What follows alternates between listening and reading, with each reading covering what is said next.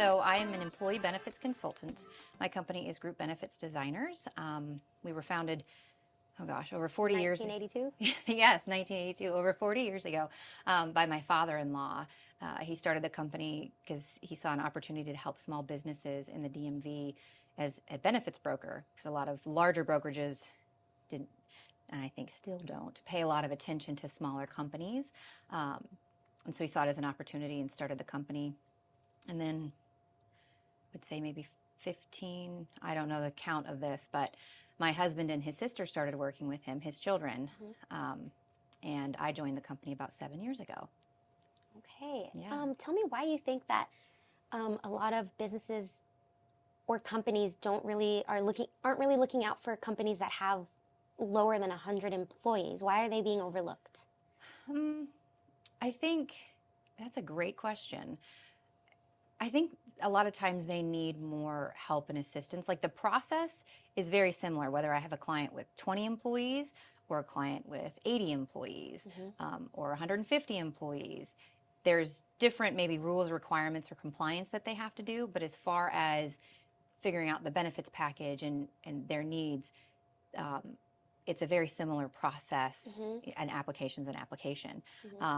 But the smaller companies tend to need a little bit more support. You know, when you're a business of 40 to 50, you may be the president, the payroll, the bookkeeper, the accountant. You do it all. Yeah. And so you may not have at that size a full-time HR person that you can hire and can afford to pay. And so they tend to need just more help and assistance, which is part of what we try to do for them, is sort of fit in and support them in ways that maybe they don't have that extra person. So that they get that support. And I think a lot of, or my assumption, I should say, is larger brokerages, they don't focus on that sort of level of service. They focus just on the benefits. I mean, a lot of what we do is a little bit outside of selling the insurance, right? Yes. Since we do more than that, I just think some brokerages, that's not really what they focus on. And that's just their business model, and that's okay. But we want to help those smaller companies because they need support too. Yeah, exactly. And that's where you come in. So I'm grateful that you exist for that reason. Can you tell me a little bit about how you got into the business? Like, I know it's in the family, but is that something that you were thinking that you were going to be doing? So I like to say, how did I get into employee benefits? I got married. You're like, wait, what? So as I mentioned, it was my husband's father who started the company. And when I met my husband, he worked there with his sister, but he also had started his own business, which is literally next door to where our insurance office is. He repairs guitars, which is way more, like way cooler than insurance by far. But he had started that business, and his father, who is now, oh gosh, I think he'll be 80 this year. So when we got married, he was around 70 something, 73. And it was getting time towards like retiring. And I worked in higher education. I used to work at George Washington University. Loved what I did, thought my career would be there forever. But just through some changes at the university, kind of was like, well, maybe I could try something different. And my mom had actually worked in insurance. She started a career sort of after all of us kids went to college and everything. And so I was a little bit familiar with it because she did it. And so I thought, well, it's time for Philip to retire, and Justin, my husband, is working more and more in his guitar shop. Like I could sell insurance. I could do that. I could figure that out. And didn't know like how it was going to go, but just sort of I've sort of started over a lot in many different ways ever since I finished college, and so I wasn't that scared, even though making a career change is pretty scary. It's scary at 30 something. So decided to give it a shot, with my sister-in-law and see how this works. And turns out that I'm pretty good at it. I do a decent job, but also my goal was to do business development and do a lot of networking and interacting with people. And I don't really have a problem with that. I enjoy people and going out and doing the networking piece, but was pretty good with that, forming relationships with folks. And turns out I'm pretty decent at running a business as well. Look at that. It was funny because, so my bachelor's degree is actually in theater. I like to joke, I haven't been discovered yet. Who knows? You haven't. Who knows what'll happen? This is your big break right here. They're gonna, that director's gonna watch that. Once I'm discovered, bye insurance. No, just kidding. Not gonna do that. Cut. Yes. So that was what I studied in school, and when I told my mom that that's what I wanted to major in, she was like, "You mean I'm going to pay all of this for a degree that you're never going to use?" And I used to always joke, Mom, that's not true. Like, I'm going to use it. Like, I use my degree every day because I can always act like I know what's going on, or, I can be comfortable and kind of go along with anything, a little improv here and there. That is a pretty good skill, actually. I'm learning that in life. Oh my gosh. It is. I don't have any problems giving presentations. But so then I did some like volunteering after college, and then got a real career working in higher ed. My mom was like super happy with that.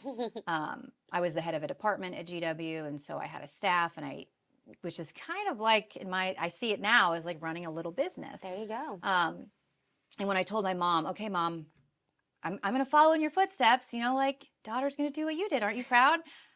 She was like, what?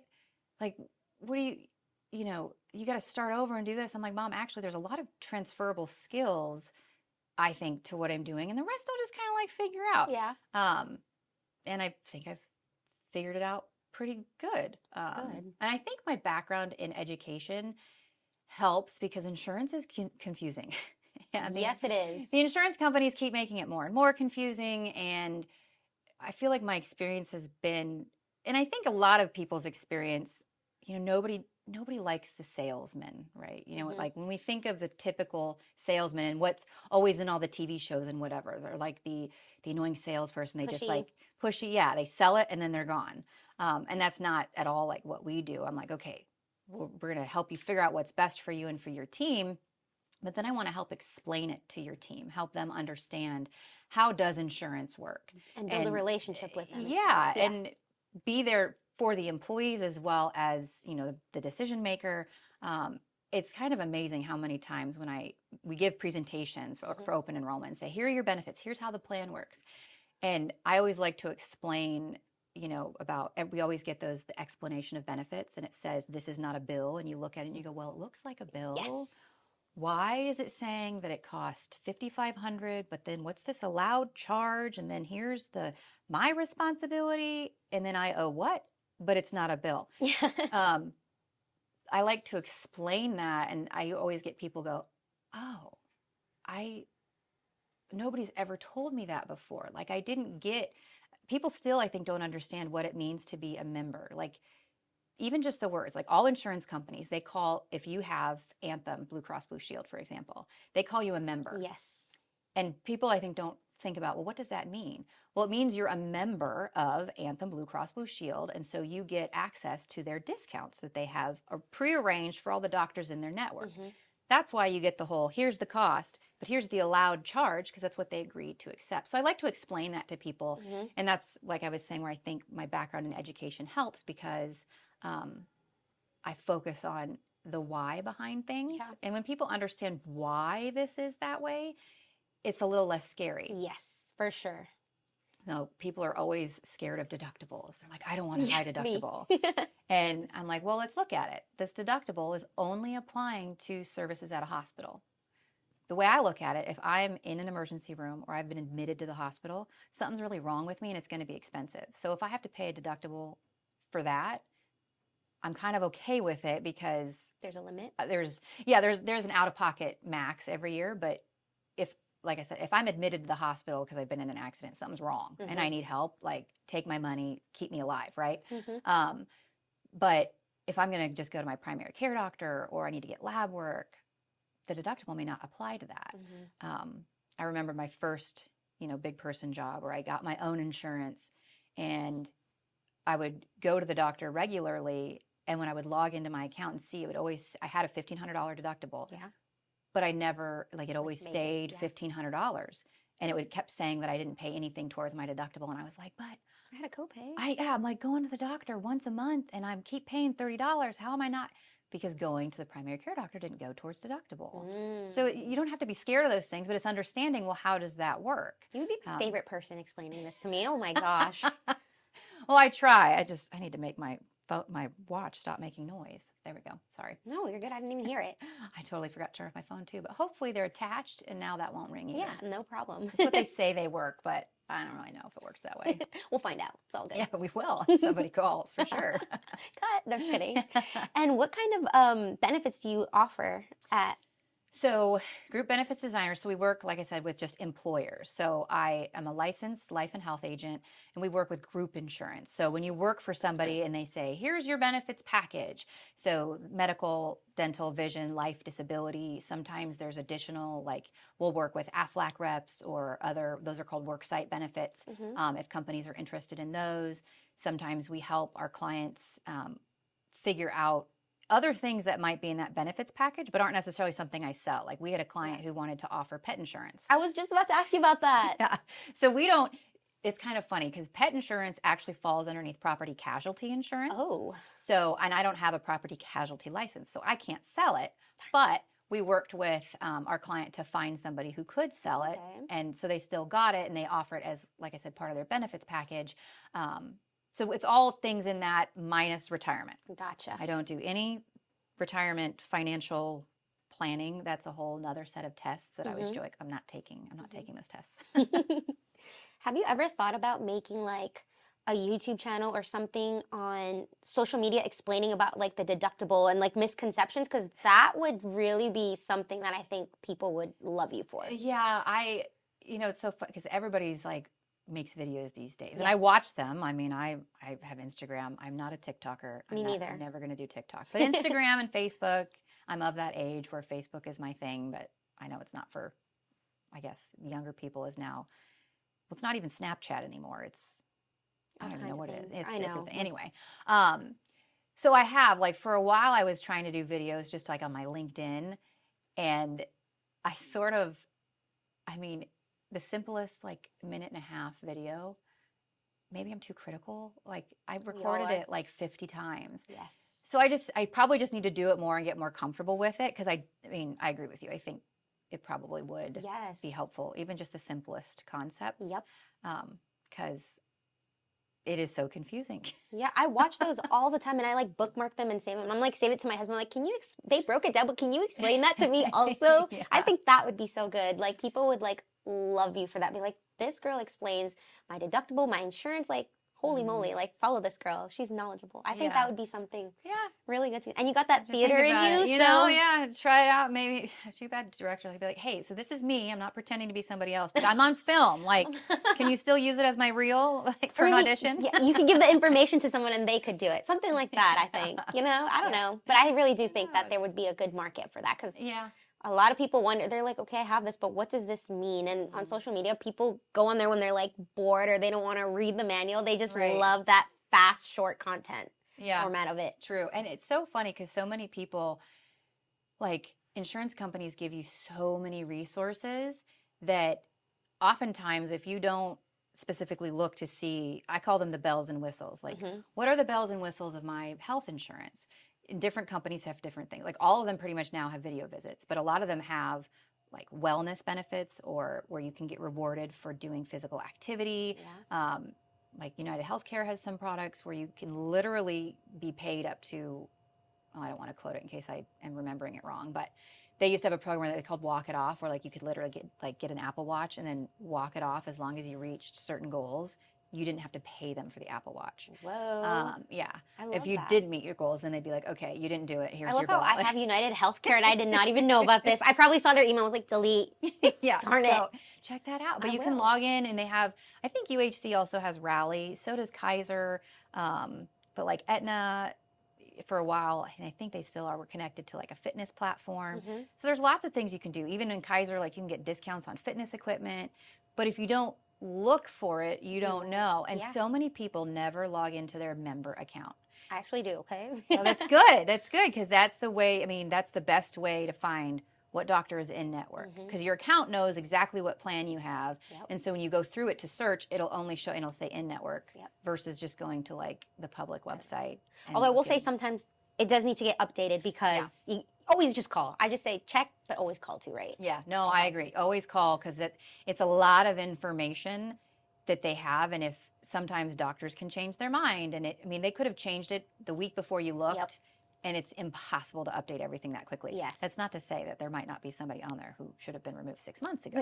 But it's always good to just call. Yeah, call. Even whether you call the insurance company or you call the actual doctor's office and say, are you in this network? Yes or no. The doctor's office should know. Yes, hopefully so, right? And if not, maybe call another one. I'm just kidding. But no, yeah. With your knowledge of insurance, do you feel like there's one particular one that you're like, wow, this is a really good one, or it just depends with each person? It really depends upon like your goals and priorities. I see a lot now. Everybody's concerned with cost. Yes. Right. So there's, definitely some carrier. Like Kaiser in our area is very competitive, like with pricing. But part of that is because it's a completely different way of like service model, because Kaiser is not just insurance, but it's also the facilities and actual healthcare. So it's like a truly integrated system. Whereas, Anthem, Blue Cross Blue Shield, and United Healthcare, Aetna, is an insurance company that has networks, but they're not in control necessarily of those doctors like Kaiser is. So it's just a different service model. But what I think is interesting is some carriers like Anthem, they have,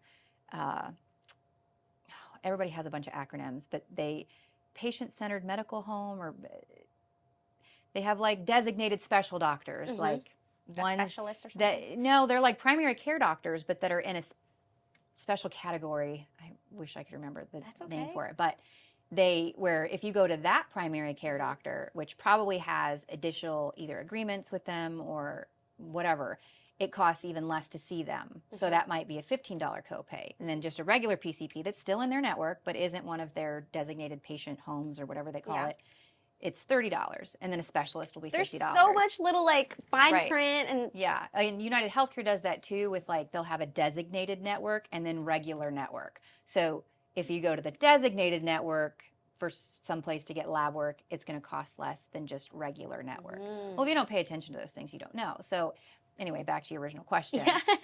They all have different bells and whistles or different ways in which they package their products.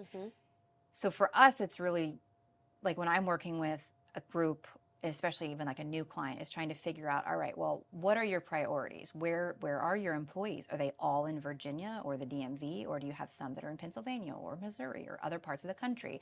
And then thinking about, well, what's going to make the most sense then, or what types of insurance do you need? Because there are different funding models for insurance. And if you have a healthy employee population, you can benefit from that with self-funded insurance versus fully insured insurance. That sounds so funny, fully insured insurance. It does, but I get you. So it's really just their priorities and what they want. I have a lot of clients who are like, okay, just what is the lowest cost? And so we're like, okay, well, that's Kaiser. And then they'll be like, oh, but I don't like Kaiser's service model. Okay, well, then we'll look at all the others. And some will say, yeah, well, I prefer Anthem. So even if it costs more, that's okay too. Or I love Sydney, which is part of Anthem's app. It's AI. You can log in and you can ask Sydney anything. You'd be like, Sydney. We have Alexa, Sydney, Siri, Echo, all of the names. But yeah, so it's hard to say, because the one that's the best for one group could be the worst for another. Yeah, you're right. You're right. And just everybody's priorities are different, and what levels of care that they want, right? So if they want in-network only, or if they want national network, or they're okay with not a national network. Yeah. What are some, give me like top two misconceptions in your industry with insurance, or getting insurance for their employees that you come across a lot? That you're like, actually, that's not true, or like, actually, you can. Well, I think a lot of people still think HMOs are bad. So HMOs, Health Maintenance Organization, pretty sure that's what it stands for. I trust you. Yeah. They were created back, I want to say like around the 80s. My father-in-law loves to tell this joke because he was an independent broker, and I want to say Care First around here was initially a company called Coventry. Whoa. And they created like their HMO. And nobody really knew what it was. And people were like, well, how does this work? And he went to them and said, let me sell this. Like, I think I could sell this. I have clients that would benefit from this. And they agreed to let him say, when he tells it, he's like, they had this new product that they let me sell, and it's called the HMO, which is probably only funny to insurance brokers. People. But anyway, but before that, there was only PPO, which stands for Preferred Provider Organization, which is national network, and there's in and out of network benefits. So what that means is when a provider agrees to be part of a network, that's where they agree, okay, my going rate for somebody to come see me in my office is $250, but I want to be a part of said carrier's network, so I will only charge them $100 to come see me. So that's that discount where I was saying the allowed charges on the EOB. And everybody always thought, well, PPO is the best because you get the most access. That's what I thought. You can go wherever you want. I mean, even I remember before my mom even said to me, like way back, she was like, PPO is good, HMO is bad. And so my first, I got a job after grad school. I worked at Fordham University in New York City. You know, New York is great, but living there and having to pay for it, it's not so great. No. And so I was just like, okay, well, they offered a PPO and an HMO. And I was like, I'll just take the PPO. And now that I know what I know, I'm like, dang, I could, because PPOs typically cost more because you pay to be able to go wherever you want. Get that access with their to just providers. I mean, to really just go wherever you want. Yeah. I was like, I could have really used that extra money in my paycheck. But because I didn't know, I just went PPO. Not to rhyme. Not to rhyme, but it rhymed. So people still tend to think that.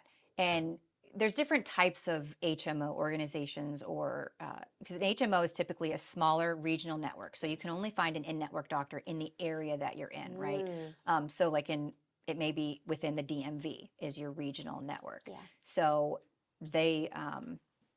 people think, well, that takes away my access. And I always say to people, yeah, but do you like go on vacation to California and then go, oh, I need to get my annual physical, and then try to find an in-network doctor in California?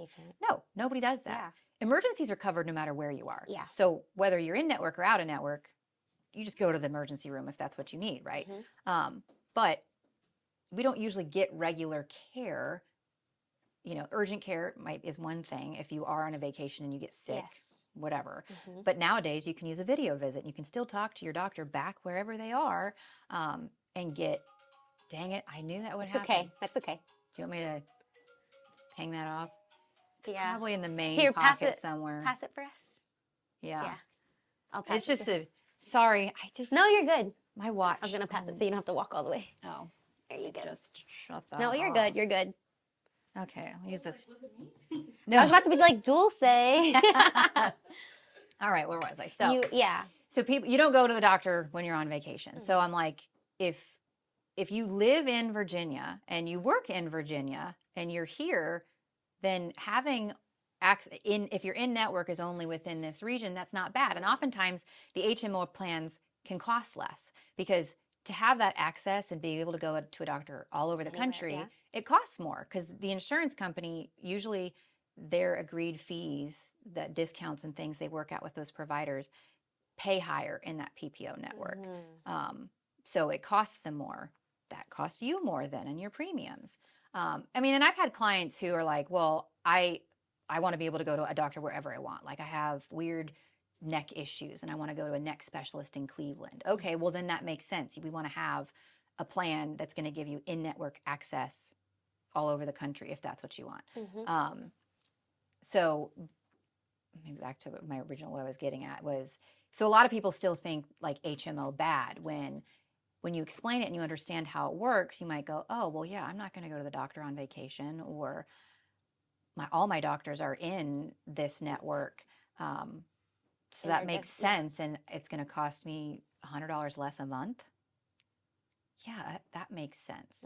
So, because I have a lot of people say that. Now, I do always say, like, if there is, when I'm working with the group, like this just happened with a really small client of mine, they have Anthem, and they just assumed that she was like, my doctor's in Anthem network.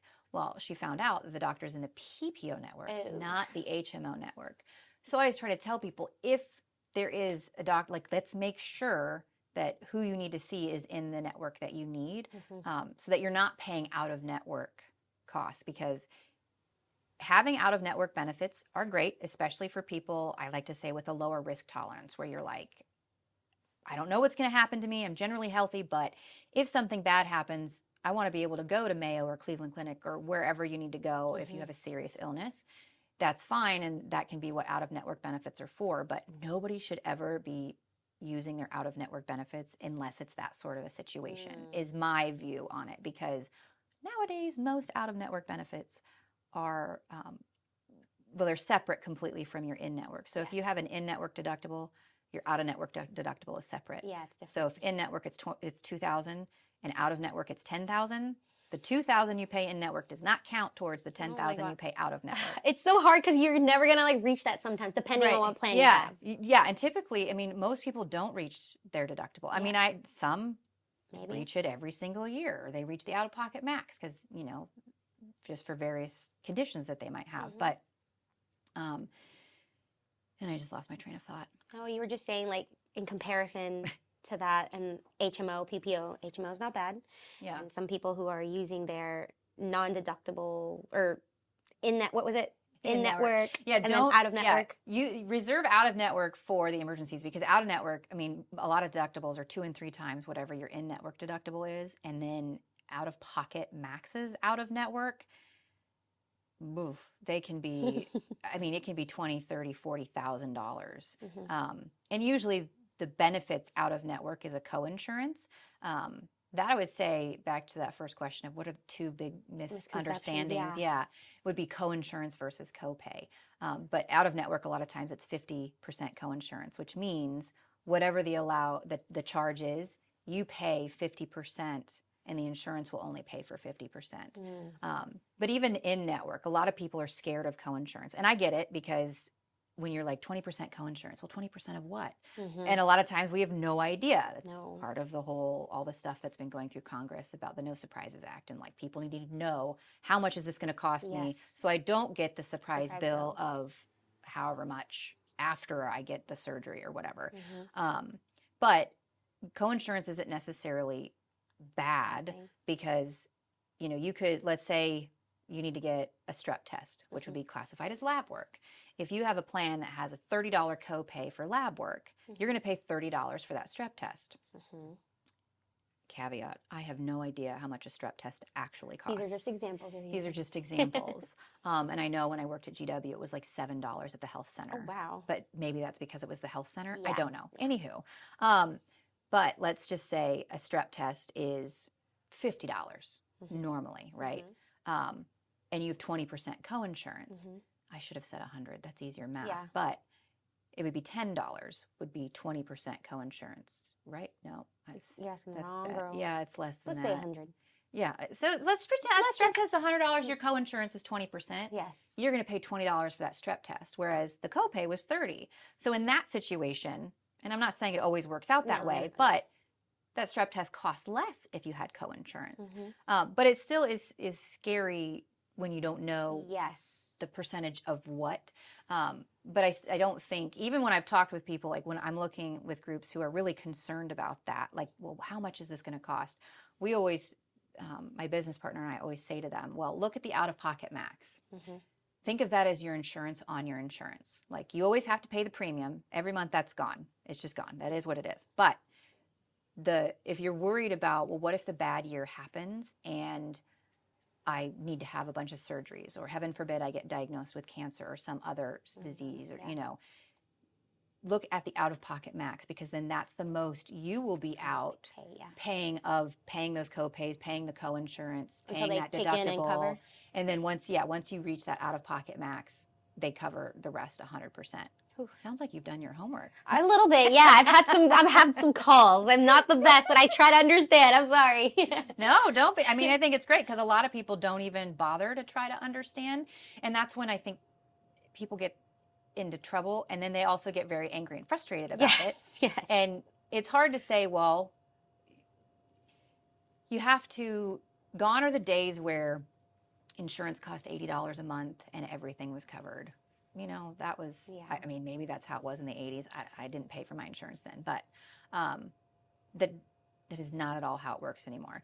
Just like we pay attention to where we buy groceries, right? Like if I know that some grocery store, because soda is so expensive these days, if some store has a 2-for-1 deal on a 12-pack, I may drive the extra 5 blocks to buy that because it's $5 a 12-pack or $6 a 12-pack or whatever it is. I'm going to do that. I'm going to be a smart consumer. We have to now be smart consumers, or at least be aware of our healthcare and where we're going. Even like, I think you said you have United Healthcare? Yes, correct. So United Healthcare, because I had that when I worked at George Washington University. When you log in and you look up, okay, I need to find a doctor. I had to find a doctor, like a cardiologist, I think. And, you know, my plan didn't have any referrals, so I got to pick wherever I want, which most people are like, that's what I want to be able to pick wherever I want to go. Sometimes I actually like the referral because I'm like, I don't know how to pick a good cardiologist, but if I trust my primary care doctor, maybe I should trust their recommended cardiologist, right? Because they're going to recommend you somebody in network, especially if you have to get referrals. But I was looking, and I was, you know, I worked at GW, so I was around tons of doctors' offices everywhere. And I used United Healthcare's tool to like find a doctor, and it would actually tell me the estimated cost for that office visit. Yeah. And so when I was going to pick a doctor, all the doctors that were around the hospital were a lot more expensive than the ones that were even like 5 blocks away. Oh, my. So sure, being able to pick whoever you want is great, but pay attention to, like, well, they give you the tools to know what that's going to cost you. So use them, and then, but don't just then say, well, I didn't know it was going to cost this much.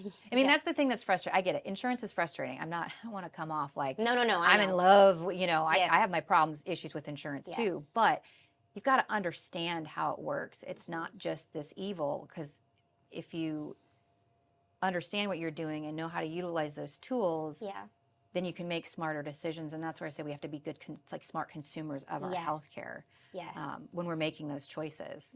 Because it definitely impacted me when it's like, that's going to cost me $350, but this one 2 blocks away, and they both have good ratings. They're both like rated as good doctors. Yeah.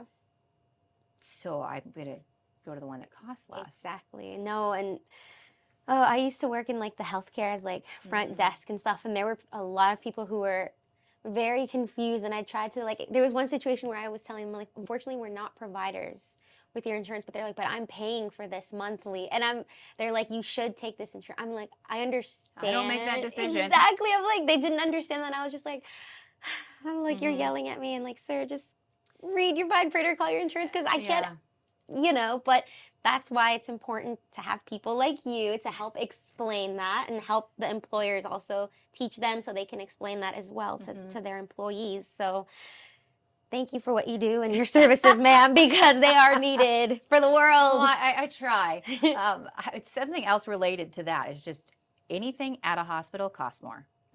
So that's a given. You know, if you have a doctor who's affiliated with a hospital, but they have an office that's not at the hospital, make your appointments at the office, not at the hospital. Yes, that's good advice. You hear that, everyone? Not at the hospital. I mean, obviously, if you're in the ER and they're like, we need to take you to get an MRI. Okay, well, take me across the street. That's not going to work. But I have lots of bad jokes related to insurance that I use all the time.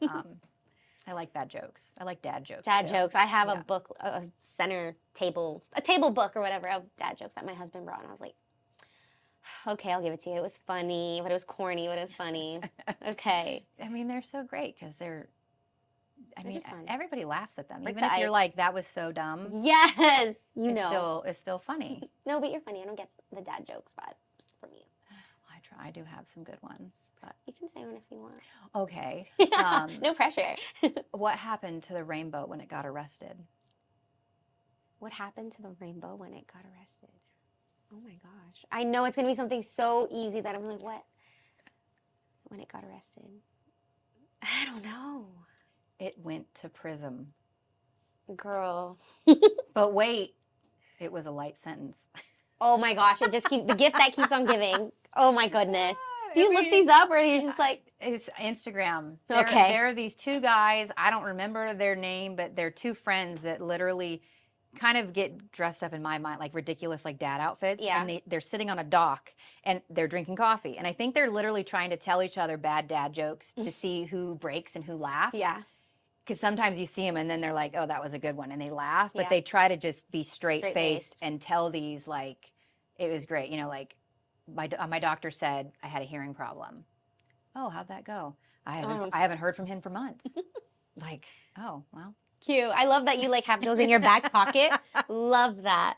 So who are you outside of work? Outside of all this insurance mumbo jumbo, what do you like to do? Theater, course, choral stuff? Tell me everything. So I have named myself Virginia's most entertaining broker. Nobody has challenged me for that title, so it's mine. But I do theater. I'm trying to get into some acting, like film and screen, TV. But I do theater stuff. I'm currently involved in a community choir. I have cats, which I shouldn't have said out loud. I'm not a crazy cat lady. I was married before I had all the ones I have now. Because people always say that, like, you're a cat lady. I'm like, no. And what about it? Yeah, I am. Hey, they keep me calm, and everybody needs that. Oh, I love them. There's a common misconception about cats, but that's for another day. But anyway, yes, this is about you. True. This is true. So I do the theater stuff, which is it's like an escape kind of, because work can be very stressful, and I maybe sometimes have a hard time, disconnecting. And when you own your own business, setting your boundaries, it's hard. Like I want to be reachable by my clients to help them whenever I can, whenever they need something, which oftentimes happens at 4:00 on a Friday. But, but when I am on stage or at rehearsal, I can completely disconnect. And oftentimes I have found that is when I can stop thinking about it. Or stop worrying about being in that moment. Yeah, because I'm intentionally being somewhere else or somebody else, acting out the show or whatever. So for me, it's a release, which I think is good. Other people might go golfing every week. This is yours. So theater for me is really that sort of escape and sanity saver. I like to read, so I will read a lot. Kindle Unlimited, thank you for existing. Because, they're not always the best books, but if I read 5 books in a month, I don't really care because they're a part of my membership. Exactly. Although I think it irritates my husband, because if I get zoned in on something, like I'm like zoned in, and he can, he can be like, you did not hear anything I just said. I'm like, well, no. Can you make sure to get my attention first and then talk to me? Because then I'll hear you. But he's always like, you tune me out. I'm like, no, you didn't wait for my attention before you spoke. You didn't throw the pillow hard enough. Just kidding. Yes. He probably would do that. Oh. And I would deserve it too. No. But, so I read. I do watch a lot of TV. Me too, so. It's hard. The binge is a real thing. Like, goodness. Drama, thriller, horror, what? Well, when I'm at the office, and actually, I don't know if you've heard this, but there is science behind rewatching the same shows over and over again, in that it can help you sort of relax or de-stress or decompress, because when you've already seen it, you know what's going to happen, so it can be comforting. So sometimes when I'm really stressed, not gonna lie, Gilmore Girls is on the television at the office a lot, or Grace and Frankie, Schitt's Creek. Oh, I love Schitt's Creek.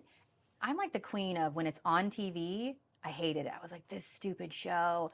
And then COVID, of course, I'm like, all right, let me check it out. And I'm like, oh, this is good. Yeah. I've gone through the entire series probably 6 times. Oh my God. Okay. Yeah. Gilmore Girls was probably like 8, and it was a longer series. So you're dedicated. But most of the time I'm not listening. Whereas my husband, so our offices, like I said, are next to each other. Yeah.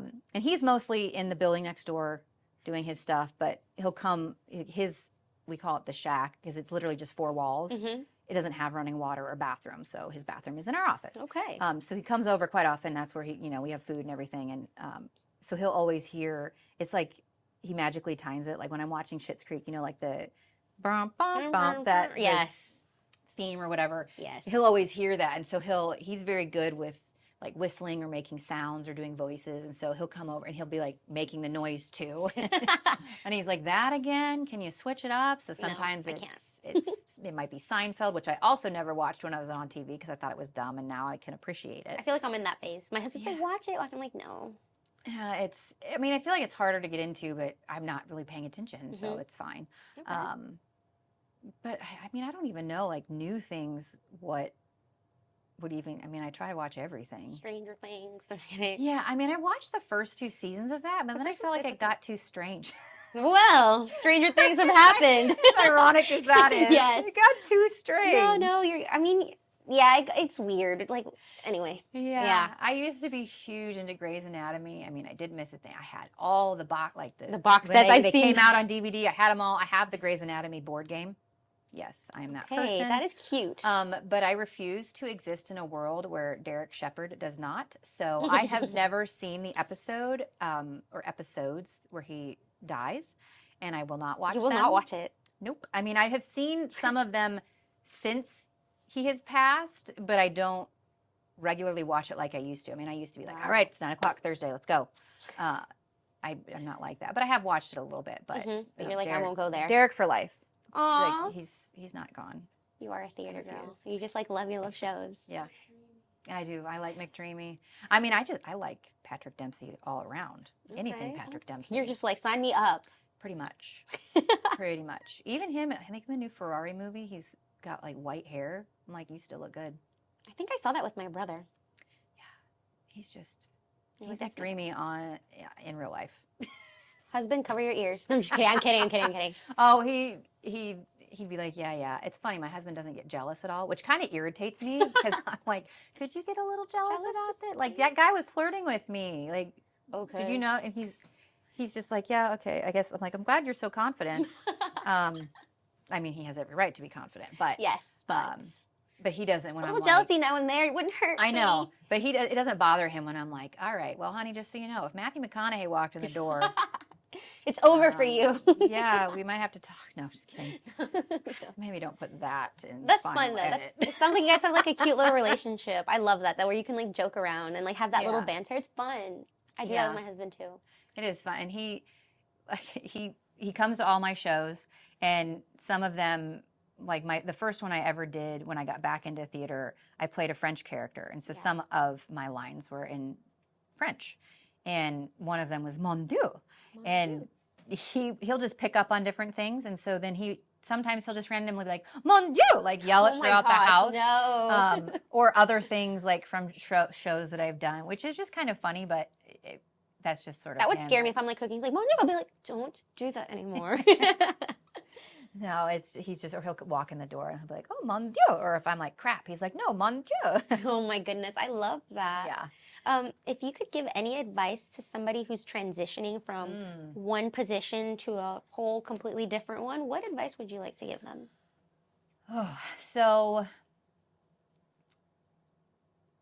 I think going back to when I was in college, my bachelor's degree is in theater, and senior year, I thought to myself, well, what am I going to do? I haven't been discovered yet.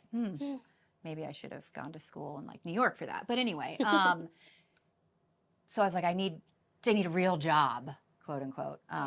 So I thought, I'll get my master's in education and be a drama teacher in high school. That sounds good. And then one day I was really critically thinking about it, and I went, I don't want to be a high school teacher. I think I would hate that. And I'm like, what am I going to do? I'm glad you realized that, though, that for yourself. Yeah, I would have been, I'm sort of the queen of like, well, I could do that for a little bit. But then I was like, no, let's not make a life choice like that, just like that. And the school I was at had a volunteer fair, and I went to the volunteer fair. My husband would tell you, I tell long stories, so bear with me. No, I love it. I went to the volunteer fair. Whenever they had these, they always had like food. And so I was like, well, I'm hungry. I'm going to go see what food they have. But I was like volunteering, like AmeriCorps. I'm like, that's crazy. Who works for free? Nobody does that. Nobody does that. That's just dumb. But I want some cookies. Yeah. So I went to the fair, got my cookies. And as I'm going to leave, I'm making it look like I'm looking around, right? Because I'm not just going to walk in and take the snacks.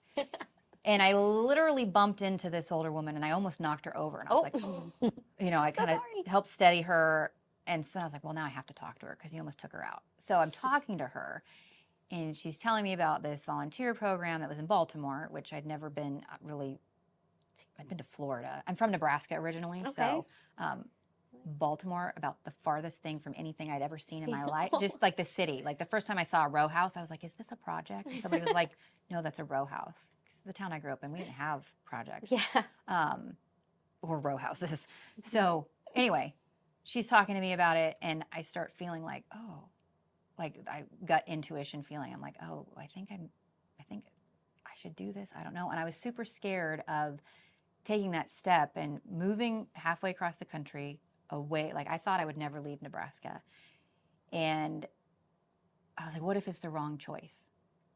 What if it doesn't, you know, work out? Or what if I hate whatever? And I was talking to somebody and they said, you know, there's tons of choices in life. But try not to think of it as like right or wrong, or this is going to be a mistake, because you're going to learn from it no matter what happens.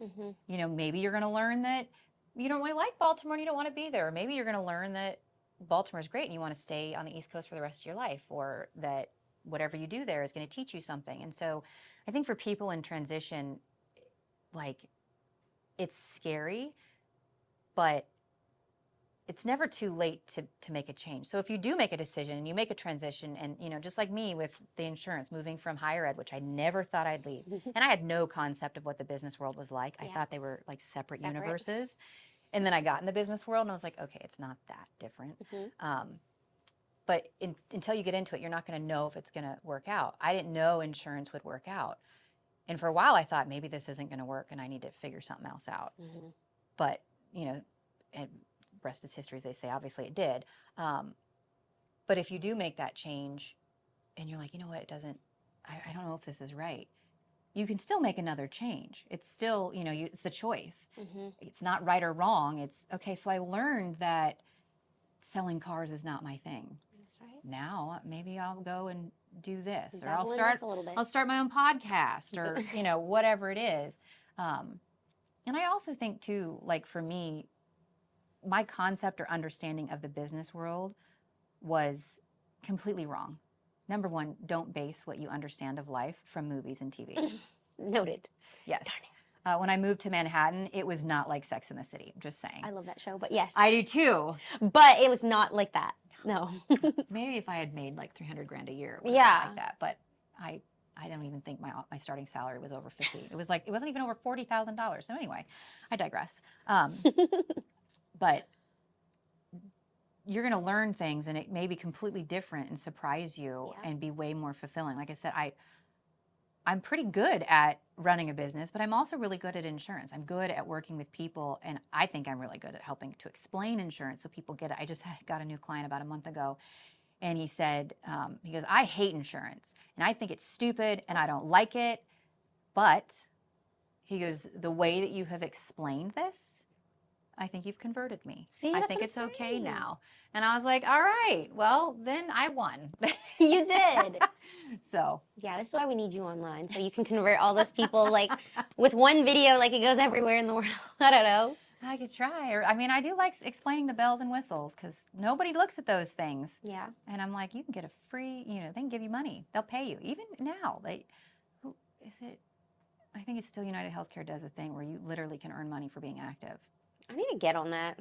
You've inspired me to get on there and just... Well, if you think about it, the healthier you are, the less you cost. That's true. They want that, huh? Sure. Exactly. So it actually behooves them to, I can't believe I just used that word, but behooves them to encourage you or to incentivize making healthier choices. Yeah. I mean, they even had, when I had it, they had like a whole like pseudo Weight Watchers program that you could do through them. I think I vaguely remember that. Yeah. Real Appeal is what it was called. I think they still have it.